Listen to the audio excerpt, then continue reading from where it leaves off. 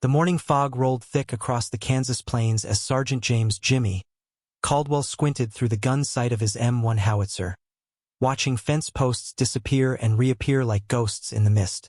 October 1944, and here he was, stuck at Fort Riley training green recruits while his buddies were fighting their way through France.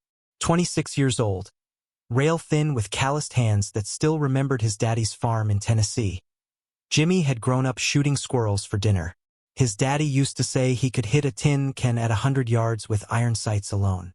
That skill had made him one of the best artillery instructors in the Army, but it had also made him something else: stubborn. Captain Richard Montgomery stood behind him now, arms crossed, jaw tight with irritation. Montgomery was West Point through and through, regulation haircut, pressed uniform, and a belief that warfare was about mathematics and doctrine, not farm boy intuition. "Jimmy, focus on the coordinates," Montgomery barked. "We don't aim by looking at fence posts. We use the grid system, the firing tables, the proper calculations." Jimmy didn't turn around.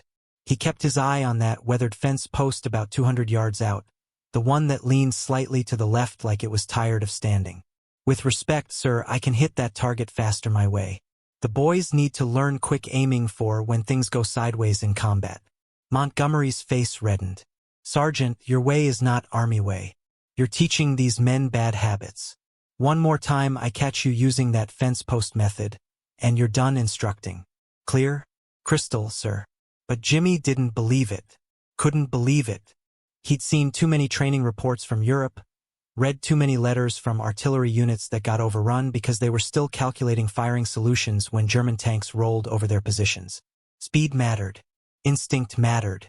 That afternoon, after Montgomery left for officers' mess, Jimmy gathered his 6-man crew around the Howitzer. These were farm boys mostly, kids from Iowa and Nebraska who understood land and distance the way city boys understood subway maps. Private Danny Fisher, barely 19 with red hair and freckles, looked nervous. "Sarge," the captain said. "I know what the captain said," Jimmy interrupted, not unkindly. "But let me ask you something. You ever hunt back home?" Danny nodded. "Deer mostly. You calculate wind speed and bullet drop every time? Or do you just know where to aim?" Danny grinned despite himself. "Just know, I guess." "Exactly." Jimmy pointed at the fence post. "See that post? Now look at the target 300 yards beyond it. That post is your reference point. Wind shifts, you adjust off that post. Target moves, you track relative to that post. Your brain does the math faster than any firing table." For the next 2 hours, they practiced. Jimmy made them hit targets at different ranges, always using landmarks, fence posts, trees, rocks as quick reference points. Danny got so he could adjust and fire in under 30 seconds. The others weren't far behind. But someone talked. Maybe it was Private Henderson, who always seemed nervous around rule-breaking. Maybe it was one of the other instructors who didn't like Jimmy's maverick style. Either way, by Thursday morning, Jimmy was standing at attention in Montgomery's office while the captain paced like a caged animal. "I specifically ordered you to stop this nonsense," Montgomery said quietly, which was somehow worse than yelling. "You directly disobeyed a command. I should have you court-martialed." Jimmy stared straight ahead. "Sir, I was trying to—" "I don't care what you were trying to do." Montgomery slammed a folder on his desk. "You're off artillery instruction effective immediately. I'm transferring you to quartermaster duties. You'll spend the rest of this war counting boots and blankets." The words hit harder than any German shell could. Jimmy felt something crack inside his chest. Counting boots. After everything he knew, everything he could teach these kids who'd be facing real combat in months. "Sir, please." "Dismissed, Sergeant." Jimmy walked out of that office feeling like he'd been gut-shot. Outside, Danny and the other crew members were waiting, their faces falling when they saw his expression. "They're pulling me off instruction," Jimmy said simply. "Quartermaster duty." Danny looked like he might cry. "But Sarge, you're the best teacher we got." Jimmy managed a weak smile. "You boys remember what I taught you. When it matters, when things go bad, you trust your eyes and your gut. Regulations don't win firefights. Speed and accuracy do." That night, Jimmy lay in his bunk staring at the ceiling, wondering if he'd just thrown away his whole military career for a bunch of fence posts. The worst part wasn't the demotion. The worst part was knowing those kids would go to war without learning what might save their lives. He didn't know it yet, but in exactly 4 months, Danny Fisher and his crew would find themselves in a Belgian forest, surrounded by fog and German tanks, with nothing but a howitzer and Jimmy's forbidden technique. 3 weeks into counting supply crates, Jimmy felt like he was dying inside. Every morning he watched his former students march past the quartermaster depot toward the artillery range, and every morning a piece of him withered.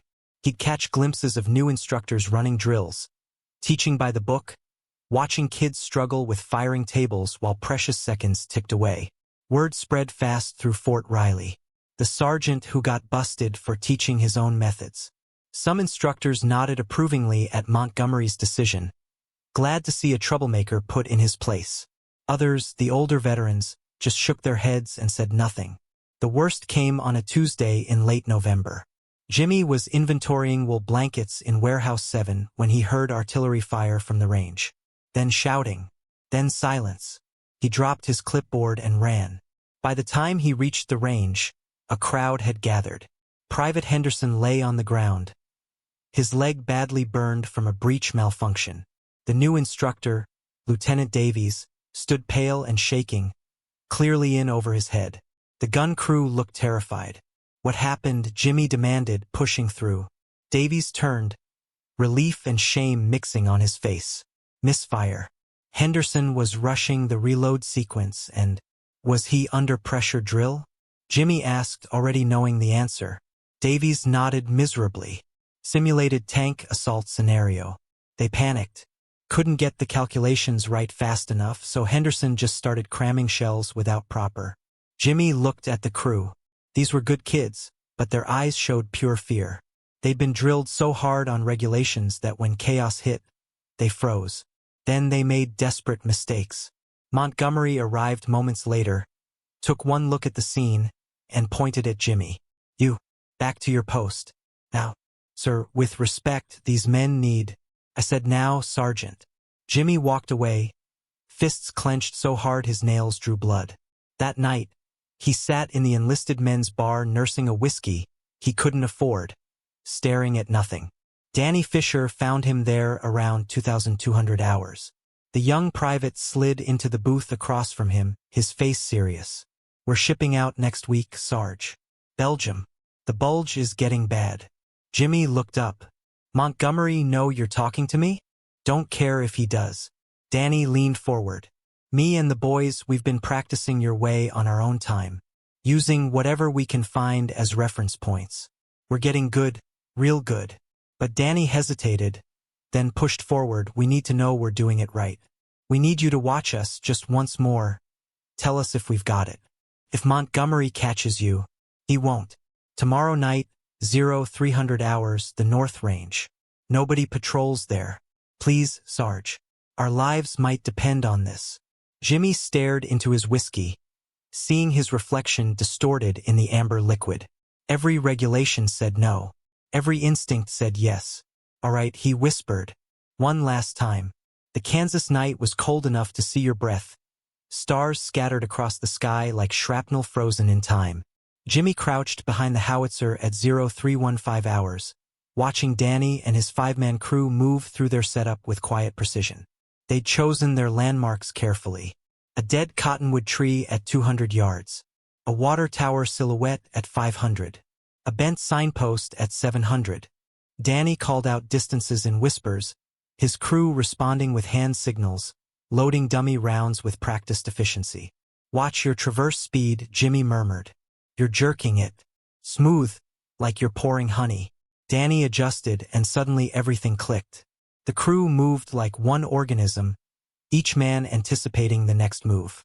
They cycled through 6 simulated targets in 4 minutes, each adjustment faster than the last. Jimmy felt something tight in his chest loosen. These kids had it. They really had it. That's when the Jeep headlights hit them. Montgomery stepped out, followed by 2 MPs. His face was stone in the harsh light. Sergeant Caldwell. I should have known. He walked closer, his boots crunching frost-covered grass. Disobeying orders. Unauthorized use of equipment. Corrupting enlisted men. He shook his head slowly. You're done. Court-martial proceedings start Monday. The crew stood frozen. Danny's face had gone white.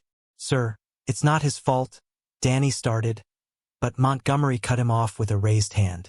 Save it, Private. You're all on report. He turned to the MPs. Escort Sergeant Caldwell to the stockade. He'll wait there until... The field telephone in the jeep rang, shrill and insistent. One of the MPs answered, then went rigid. Sir, it's Division Command. They're asking for you specifically. It's urgent.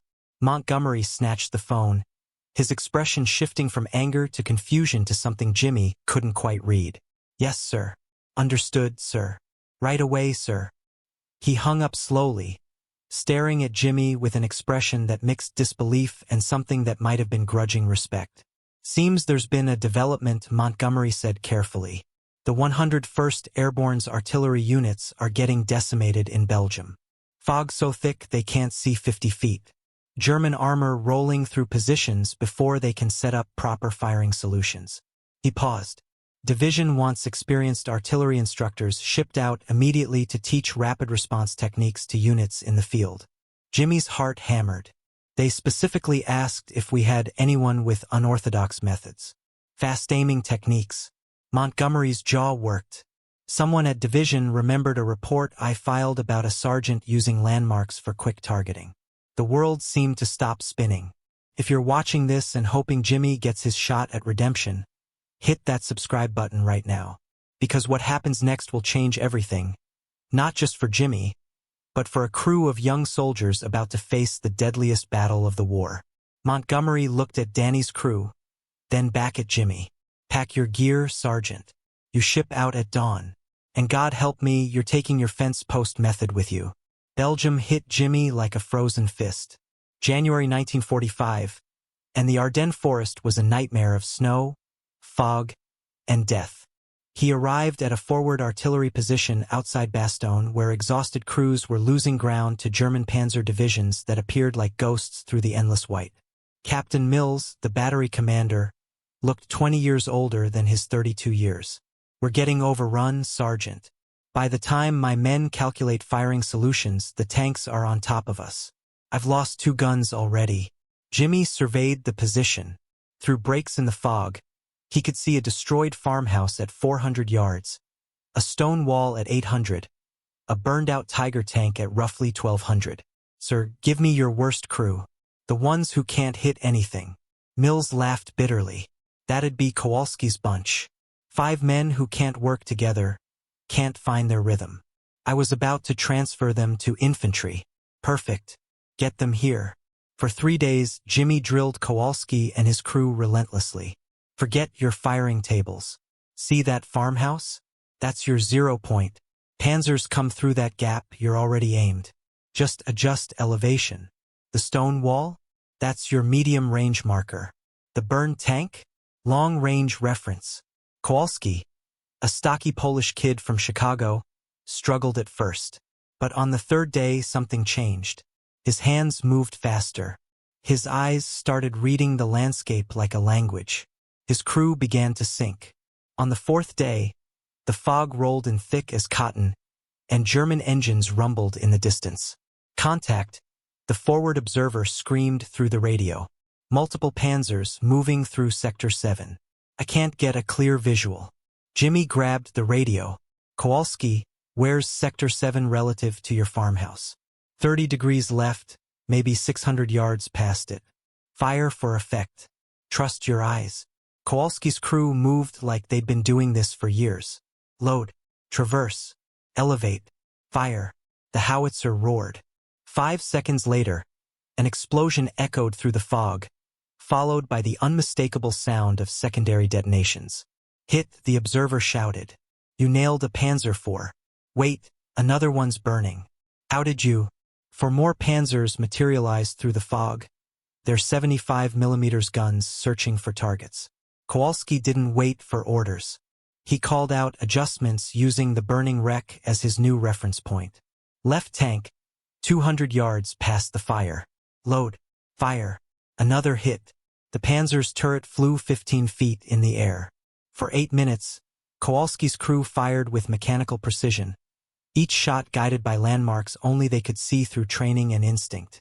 When the fog finally lifted, 5 German tanks sat burning in a rough semicircle, smoke rising like monuments to impossible accuracy. Mills stood speechless, binoculars shaking in his hands. 2,800 yards, he whispered.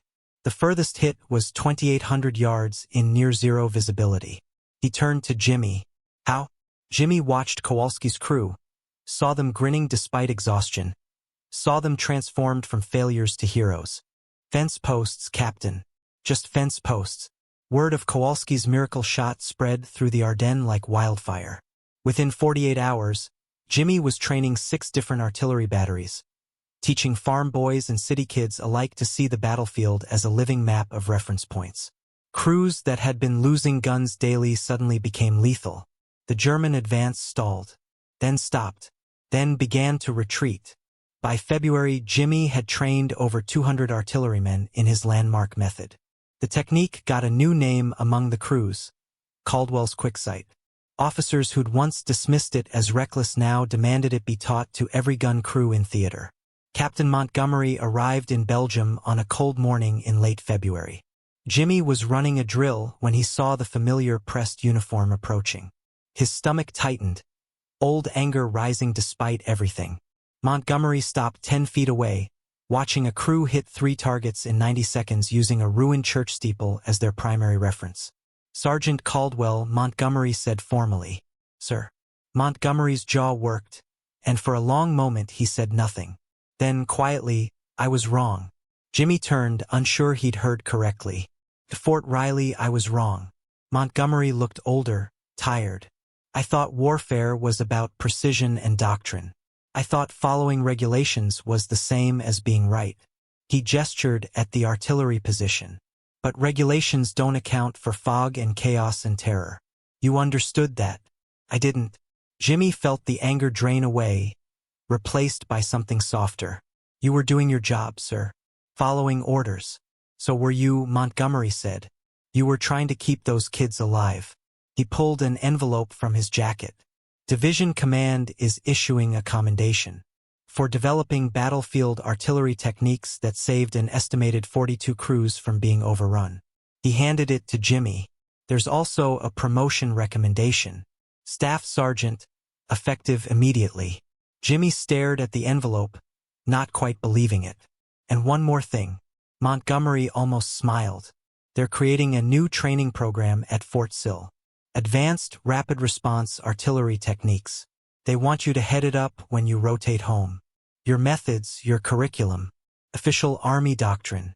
Jimmy thought of all those nights counting blankets, feeling like his career was over. Thought of Danny Fisher and Kowalski and all the others who'd trusted him when regulations said not to. I'd be honored, sir. Montgomery extended his hand. For what it's worth, Caldwell, you're the kind of soldier who makes the Army better, even when we're too stupid to see it. They shook, and something old and bitter finally settled. That evening, Jimmy sat on an ammunition crate writing letters. One to his daddy back in Tennessee, telling him those squirrel hunting lessons had saved lives. One to Danny Fisher, who'd made it through the bulge and was now somewhere in Germany. And one to Henderson, the private who'd been injured, letting him know it wasn't his fault. The war wasn't over. But for the first time since Kansas, Jimmy Caldwell felt like he was exactly where he belonged. Fort Sill, Oklahoma. September 1952. Staff Sergeant James Caldwell, now 44 with silver threading through his dark hair, stood on the observation deck watching a new generation of artillery crews run through rapid response drills. 7 years since the war ended, and his quicksight method had become standard doctrine in the United States Army. The fence posts were still there, of course. Not the ones from Kansas, but new ones, deliberately placed at measured distances across the training range. What had once gotten him court-martialed was now taught in every artillery school in the country. Sarge, a voice called out. Jimmy turned to see Danny Fisher, now Lieutenant Fisher, walking toward him with a folder under his arm. Danny had stayed in the Army, become an artillery officer himself, and specifically requested assignment to Fort Sill to work alongside the man who'd saved his life. Got the new curriculum proposal here, Danny said, handing over the folder. They want to expand quick-sight training to Allied forces. British, French, even the Germans are asking about it. Jimmy smiled, shaking his head in wonder. Funny how things work out. Danny leaned against the railing, watching the cruise below.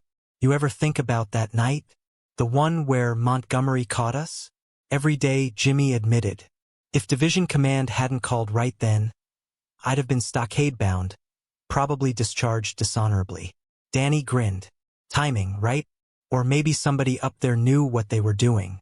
They stood in comfortable silence, watching a young crew nail 3 targets in under 2 minutes using a water tower, a tree line, and an old tractor as reference points. Kowalski sends his regards, by the way, Danny added. He's teaching at the artillery school in Germany now. Married a Belgian girl, got 2 kids. And Henderson, physical therapy instructor at Walter Reed. Helps wounded vets recover. Says getting injured was the best thing that happened to him. Gave him a new purpose. Jimmy felt warmth spread through his chest. All those kids he'd worried about, all those faces that kept him up at night during the war. Most of them had made it home. Most of them were building good lives. A jeep pulled up, and Captain Montgomery stepped out. He'd made major now, wore his oak leaves with the same precision he wore everything else. But something had softened in him since Belgium. Gentlemen, Montgomery said. Approaching. Just got word from the Pentagon. They're writing a manual on modern artillery tactics. He looked at Jimmy. They want you to co-author it, Caldwell. Your name, your methods, official Army publication. Jimmy thought about that stubborn farm boy from Tennessee who'd refused to stop seeing fence posts as lifesavers. Thought about all the regulations he'd broken and all the lives those broken rules had saved. I'd be honored, sir. As the sun set over Fort Sill, painting the Oklahoma sky in shades of orange and gold, Jimmy Caldwell watched his students practice the art of turning landmarks into weapons. Fence posts had become doctrine. Rebellion had become legacy. And somewhere in the distance, if you listened close enough, you could still hear the echo of howitzers that once hit 5 Panzers at 2,800 yards through impossible fog. Thank you so much for staying with us until the very end of Jimmy Caldwell's incredible journey. If this story moved you, hit that like button and drop a comment below telling us what you thought. Subscribe to the channel so you never miss another amazing true story of courage and redemption. And hey, if you have suggestions for our next video, we'd love to hear them. What kind of untold war stories do you want us to cover next? Your feedback means everything to us. Until next time, remember, sometimes breaking the rules is the only way to do what's right. See you in the next one.